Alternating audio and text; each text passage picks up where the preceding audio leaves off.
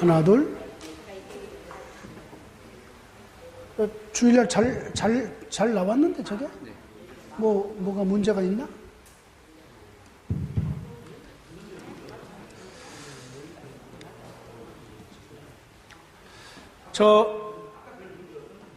아까 별 문제 없었죠? 괜히 트집 잡고 그러죠. 하나, 둘. 우리 목사님 잠깐 앞으로 나오셔서 소개 한번 하시죠. 조금 더 줄여라, 이거, 모니터. 앞으로 나오셔서. 예, 강의하기 전에 나오셔서. 하나, 둘.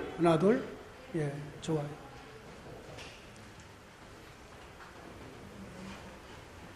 예, 여기 인사하십시오.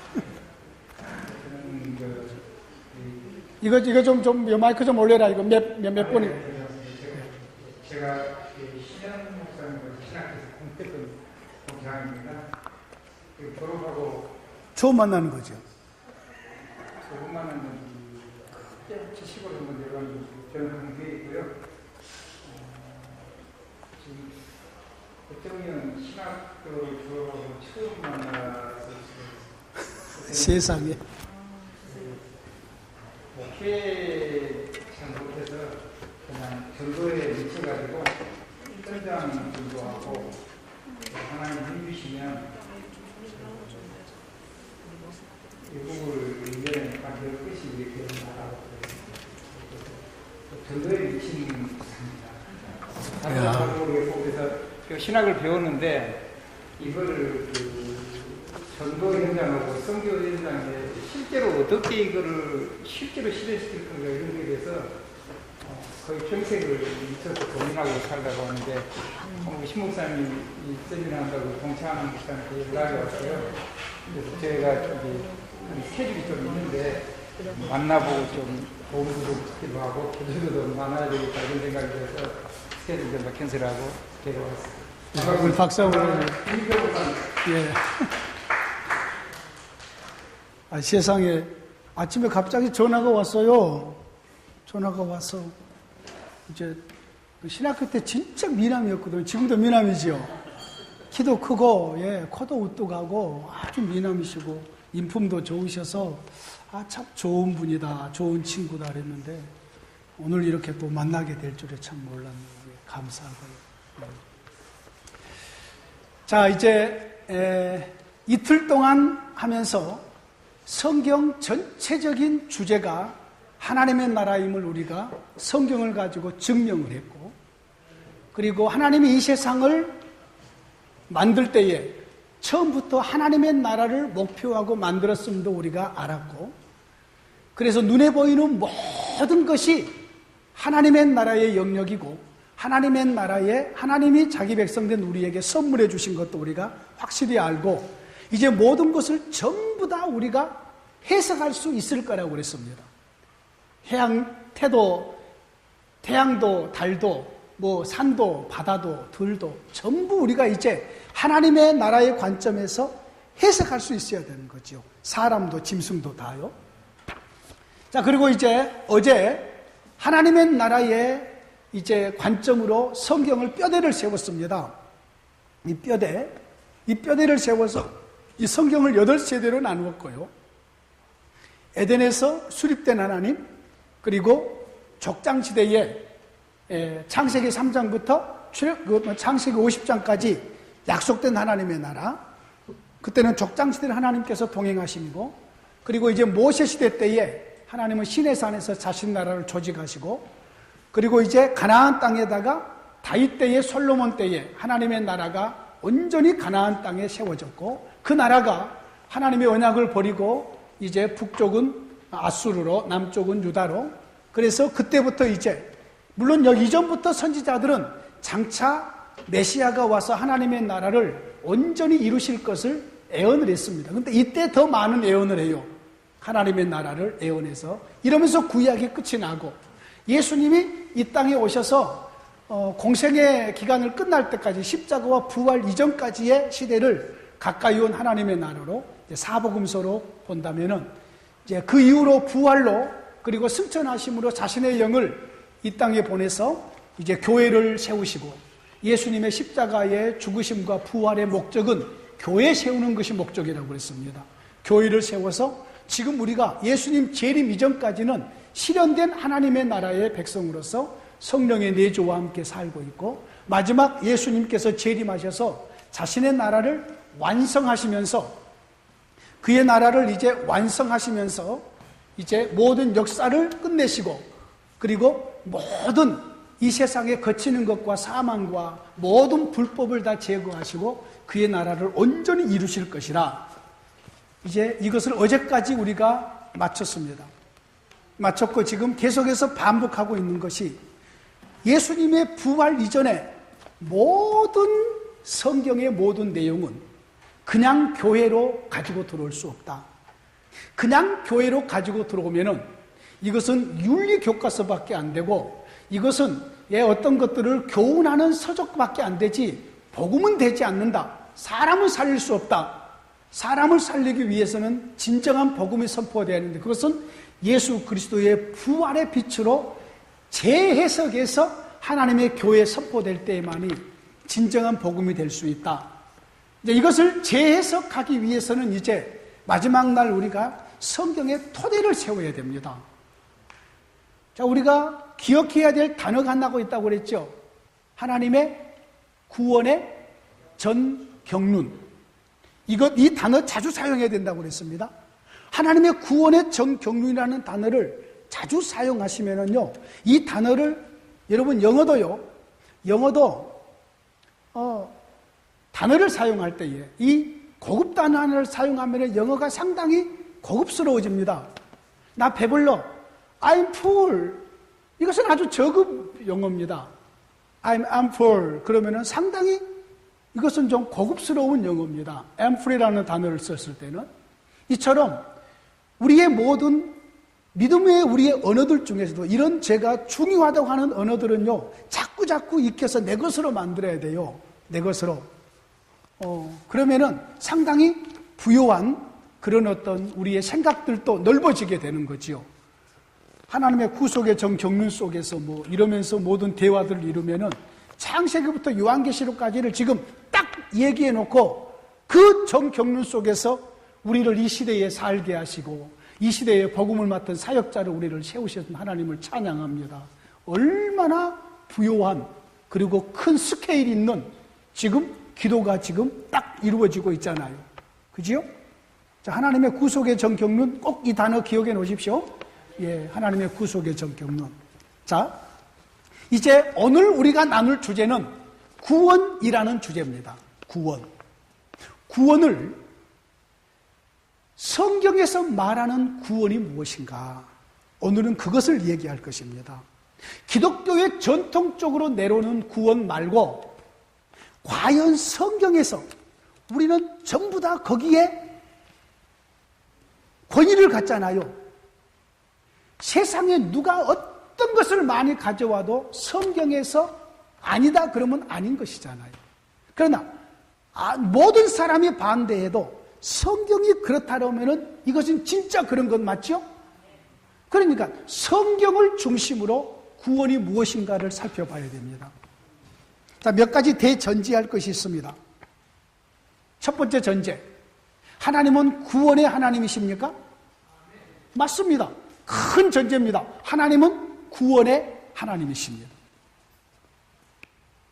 우리가 믿는 대전제입니다.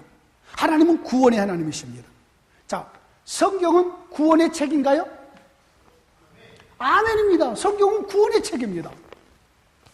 확실하게 성경은 구원의 책입니다. 이것도 우리가 갖는 큰 대전제입니다. 자, 세 번째 대전제입니다. 기독교는 구원의 종교인가요? 아멘. 기독교만 구원의 종교입니다. 믿습니까? 기독교만 구원의 종교입니다. 기독교가 다른 종교와 타협하지 않는 이유가 바로 이것입니다. 우리의 독선이 아닙니다. 거짓을 우리가 함께 우리과 섞을 수 없는 거지요. 세 번째 전제가 기독교는 구원의 종교입니다. 자, 마지막 네 번째로 대전제입니다. 우리는 주 예수 그리스도를 믿을 때만 구원을 받습니까? 아멘입니다. 이 네 가지 대전제가 일단 우리의 베이스의 구원에 깔립니다. 하나님만 구원이냐. 하나님은 구원의 하나님이시다. 성경의 말씀은 구원의 말씀이다. 기독교에만 구원이 있다. 우리는 예수 그리스도를 믿을 때에만 구원이 주어진다. 이 네 가지 대전제를 일단 깔아야 됩니다. 나는 이 외에는 타협하지 않습니다. 이 외에는 양보하지 않습니다. 이 네 가지 대전제를 두고요. 그런데 우리가 지금 구원이라는 그 속에 파묻혀 살면서 구원이라는 이 단어는 우리의 소망이고 기쁨이고 만족이면서 실제적으로 이 구원에 대해서는 깊이 있게 알지 못하고 있음이 우리나라의 현실입니다. 안타까움이죠.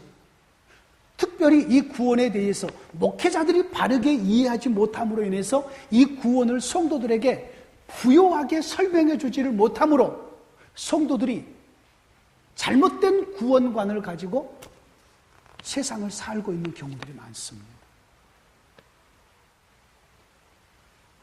저는 우리나라의 기독교의 문제는 구원에 대한 이해가 모자라서 드러나는 문제라고 생각합니다. 우리나라의 많은 문제들은 아주 심각한 문제지요. 저도 전도 폭발을 했습니다. 전도 폭발 여러분 아시죠? 그렇죠? 전도 폭발에서 처음에 구원을 점검하는 질문이 있습니다. 여러분, 전도 폭발은 전 세계적인 프로그램입니다. 남서울 교회 전도 폭발 아주 유명하지요. 사랑의 교회 등등 전도 폭발. 여기 딱 배지 달고 하지요. 거기서 구원을 점검하는 첫 번째 질문이 이것입니다. 당신 오늘이라도 이 세상을 떠나면 천국에 들어갈 확신이 있으십니까? 이것이 전도 폭발에서 질문하는 구원을 점검하는 첫 번째 질문입니다. 자, 구원을 어디다가 포커스를 맞추고 있나요? 천국. 죽은 다음에 천국에 들어가는 것, 여기다가 구원의 포커스를 맞춰놓고 있기 때문입니다. 이것이 우리나라의 한국 교회의 지금 현실입니다. 과거에는 더했고요. 지금도 여기에서 매반 다르지 않습니다. 어떤 목사님이 전에 한번 차 타고 강변도로로 달려오면서 우리 노예 목사님이신데 내 후배 목사님인데 갑자기 그런 얘기를 합니다. 목사님, 우리가 목회하는 것은 성도들 천국 보내기 위한 것 아닙니까? 우리가 성도들 천국 보내기 위해서 목회하는 건가요? 아닙니다. 목회는요, 성도들을 아버지의 인격으로 길러내는 것이 목회입니다. 이것이 목회지, 성도들을 아버지를 닮은 인격으로 길러내는 것이에요. 여러분, 천국은 예수 그리스도를 믿는 주의 백성들은 가기 싫어도 갑니다. 안 가고 싶고 아무리 발버둥 쳐도 그냥 천국은 가게 돼 있습니다. 그것은 하나님의 자녀들에게 또 다른 환경의 변화라고 할까요? 또 다른 방식의 하나님과의 그런 어떤 부분이지, 천국에 들어가는 것을 구원이라고 말해버리면은 성경에서 말하고 있는 구원이 아닌 거지요.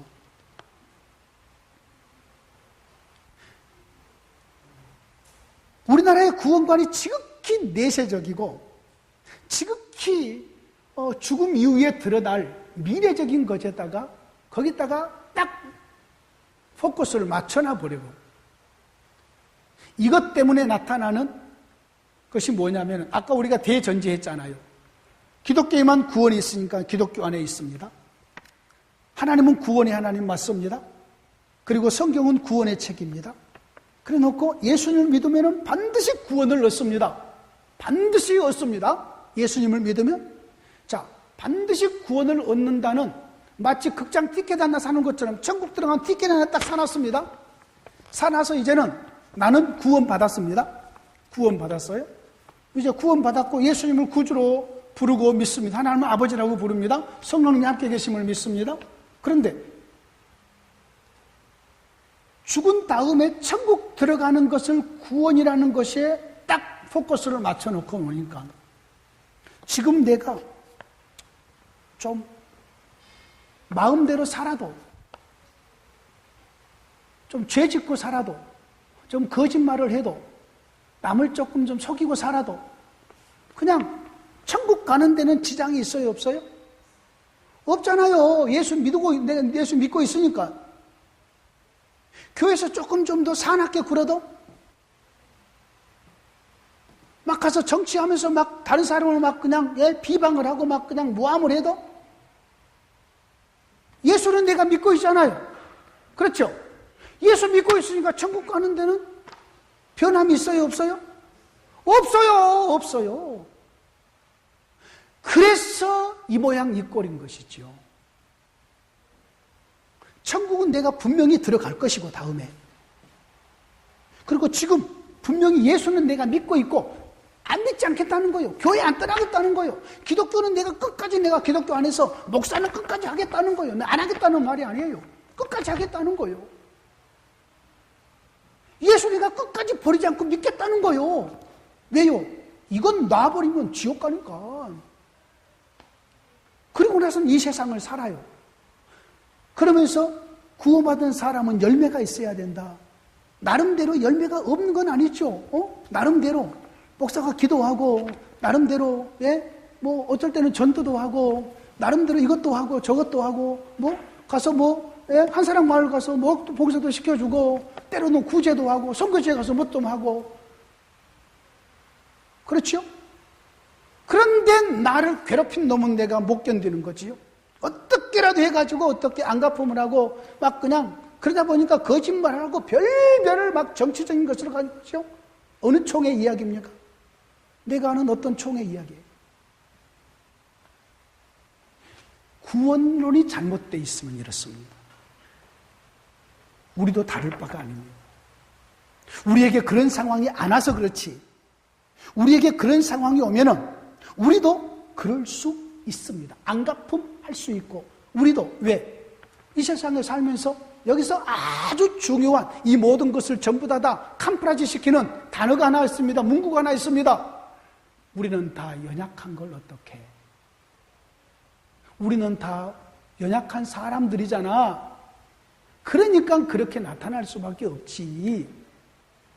이러면서 그런 말에 전부 다 함께 휩싸여 버립니다. 전부 다 구원론이 잘못돼서 그렇습니다. 여러분, 구원이라는 단어는, 이것도 이제 오늘 이걸 제가 이제 계속 붙여놓는 것은 이것이 토대가 되지 않으면 구원을 바르게 이해할 수 없습니다.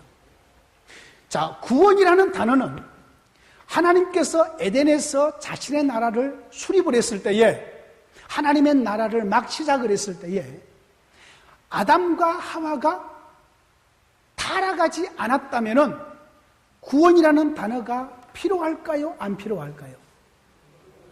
필요하지 않죠. 그렇죠? 필요하지 않아요. 자, 처음에 이것을 여러분이 모델로 생각하셔야 됩니다. 하나님께서 아담과 하와를 자기의 백성으로 창조했다고 그랬죠. 하나님은 그 하나님의 나라의 왕이 되시고 아담과 하와는 그 나라의 백성으로 창조했어요. 그리고 하나님께서 에덴에서 아담과 하와와 함께 사셨나요? 아멘입니다. 타락하기 전에 함께 살았습니다. 함께 하나님과 교제하고 하나님의 형상으로 지음받은 것이 두 가지 목적이라고 그랬습니다. 이유라고 그랬습니다. 하나는 하나님과 교제하고 동행하며 하나님을 예배하고 경배하기 위해서 형상으로 창조했고, 다음에 두 번째로는 하나님의 신적인 권위를 주어서 하나님의 나라의 대리 통치자로, 하나님의 관리자로 세우는 것이 하나님의 형상과 모양대로 지으신 것이라고 그랬습니다.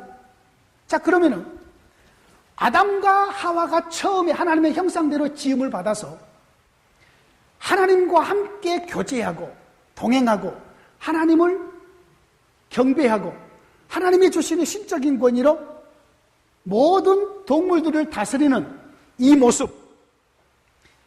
모습이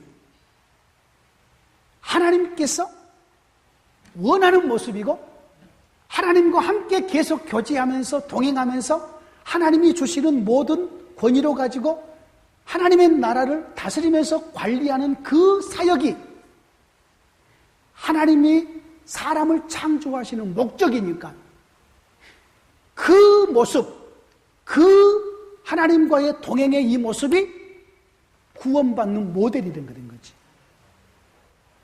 인정하시죠? 자, 그런데 범죄에서 쫓겨났습니다. 에덴에서 쫓겨난 거지요. 자, 쫓겨난 이 사람들의 하나 같은 소망이 뭐겠어요?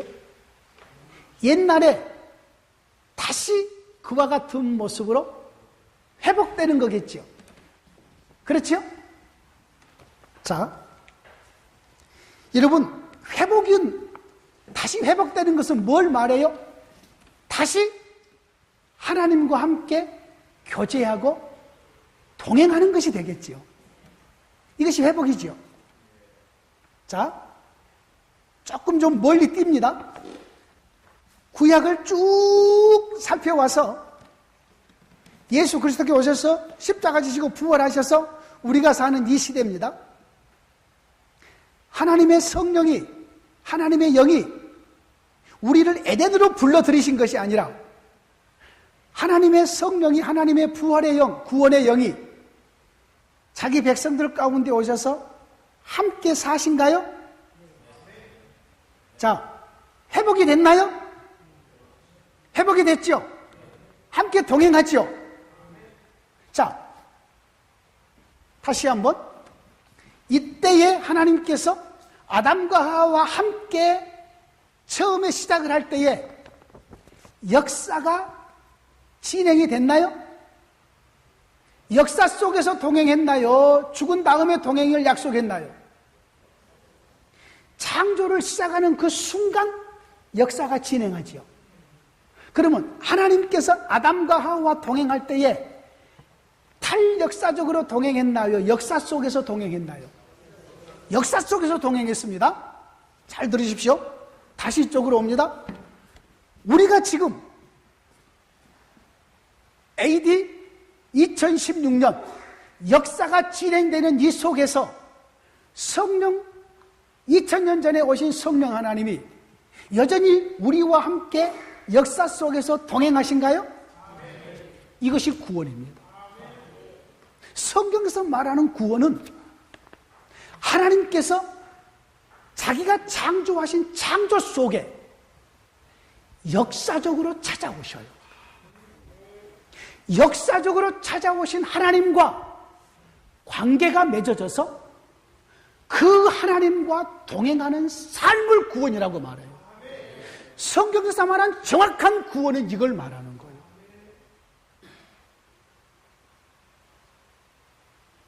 다른 것이 구원이 아니에요. 이렇게 역사 속에 찾아오신 하나님과 동행한 하나님의 자녀들, 하나님의 백성들은 다음에 육체의 죽음을 맞이할 때에 주께서 우리의 영혼을 그의 낙원에서 안식하도록 이끌어 가시겠죠. 이것을 소위 말해서 천국에 들어간다는 개념을 일반적으로 가지고 있는 거지요. 천국에 들어가는 그것이 아니라 지금 우리가 살고 있는 이 역사 속에서, 내가 살고 있는 이 2016년 이 역사 속에서 하나님의 영이 나와 함께 동행하심이랍니다.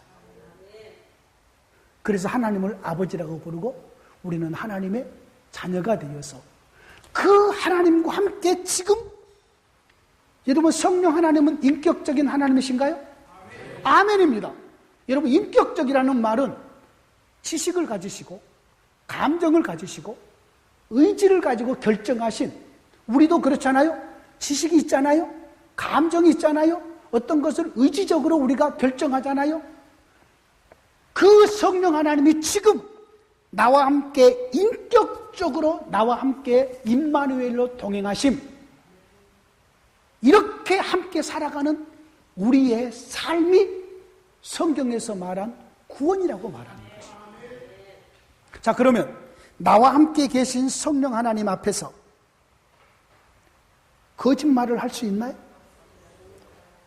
never, ever 없습니다. 나와 함께 계신 성령 하나님, 나와 함께 계시는데 다른 사람을 막 괴롭히고 모함하고 할 수 있나요? 없습니다. 성령 하나님께서 우리를 가만두지 않습니다. 나 혼자 사는 것이 아니거든요. 구원의 삶은 나 혼자 사는 삶이 아니에요.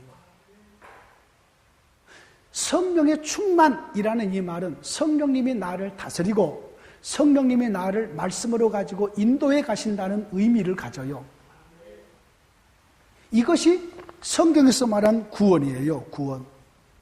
그러므로 성경의 핵심적인 줄거리는요, 이런 하나님의 나라의 줄거리를 우리가 구속사적으로 했지만은 이건 좀 적어 놓으십시오. 성경의 핵심적인 줄거리는 하나님이 어떻게 자기 백성을 사랑하시고 하나님이 어떻게 자기 백성을 사랑하시고 성경의 전체적인 내용을 제가 한마디로 요약한 겁니다. 구원적인 관점에서 하나님이 어떻게 자기 백성을 사랑하시고 기뻐하시며 영원히 함께 하시는가? 이것이 성경의 핵심적인 줄거리예요. 하나님이 어떻게 자기 백성을 사랑하시고 기뻐하시며 영원히 함께 하시는가? 이것이 성경의 핵심적인 내용이에요. 다시 말씀드립니다. 성경의 핵심적인 내용은 하나님이 어떻게 자기 백성을 사랑하시고 기뻐하시며 영원히 함께 하시는가? 이것이 성경의 전체적인 내용이에요. 처음에 에덴에서부터 천지를 창조해서 하나님 나라를 시작하심에부터 마지막 예수님 재림하셔서 하나님의 나라를 완성하실 때까지 하나님이 어떻게 자기 백성을 사랑하시고 자기 백성을 기뻐하시며 그 백성과 함께 하시는가의 이야기가 성경의 이야기들이에요. 하나님과 그 백성과의 관계성 속에서 말이죠. 이거예요. 자, 이제 구원을 또 다른 관점에서 조명해 가겠습니다. 여러분, 구원, 우리나라의 사람들의 구원은 내가 예수 믿고 나 하나가 천국 들어가는 것, 구원을 내 개인적인 것에 많이 초점을 맞춰버립니다. 이것이 우리나라의 과거의 우리나라의 기독교의 문화와 우리 민족의 그런 어떤 그런 것 때문에, 그런 배경 때문에 드러나는 현상이라고 봐요. 개인 구원, 여기다가 많은 초점을 맞춰버려서 시야가 넓어지지를 못했어요. 여러분, 세계에서 우리 대한민국이라는 우리 대한민국 배달의 민족이죠. 예, 여러분 이렇게 배달되는 것, 이거 대한민국 배달의 민족입니다. 예, 예. 자, 요즘에는요 이 배달하는 것이 중국까지 이렇게 막 돼서 중국에도 배달을 해주는데요. 회사가 엄청 많이 생겨났습니다. 중국에 계시면 알죠? 근데 중국은 이제 어떤 거, 물론 그런 배달이 우리나라도 있습니다. 예를 들어서 커피 배달을 해서 커피를 배달하고 갔습니다. 그럼 커피만 배달한 거 아니에요. 그 커피를 시켜 먹는 그 회사 요원이 배달해 가는 이 청년에게 노래 한 곡 부르라고 그럽니다. 그러면 노래를 부릅니다, 여기서. 예? 그런데 처음에 배달할 때부터 커피와 노래 한 곡, 이라고 배달을 요청합니다. 그러면 배달하고 가는 그 청년이 커피를 전해주고 나서 하고 나서 노래를 딱 불러야 됩니다. 그래서 배달이 거기까지입니다. 배달 서비스가요. 야, 참 놀랍죠, 그죠? 배달 서비스가 여기까지 이렇게 나온다고요. 배달. 여러분, 세계에서 우리 민족이 여유로울 것 같죠? 세계에서 한국 민족이 가장 닫혀 있습니다. 제가 증명을 해 보여드리지요. 제가 일본 친구하고 그리고 네덜란드 친구하고 3명이서 유럽 여행을 했습니다. 차를 한 대 빌려가지고 브레이크 타임 때 유럽 여행을 하는데요. 외국의 친구들은 아무도 가서 음식에 대해서 이런 방구도 하지 않고 그냥 그 나라에 가면 그 음식 그냥 맛있게 먹습니다. 근데 나는 파스타를 싫어합니다. 파스타. 매도 하도 먹어가지고 매일 파스타가 나오거든요. 생각해봐요. 매일 파스타가 나와서 파스타가 딱 나오면은 제가 그랬습니다. 내 친구들에게 오늘 또 파스타야 그랬어요. 그랬더니 친구들이 그 말만 하면 나에게 하는 말이에요. 파스타가 파스타를 싫어하냐? 영어로 목사를 파스타라고 그러거든요. 파스타가 파스타를 싫어하냐? 그래서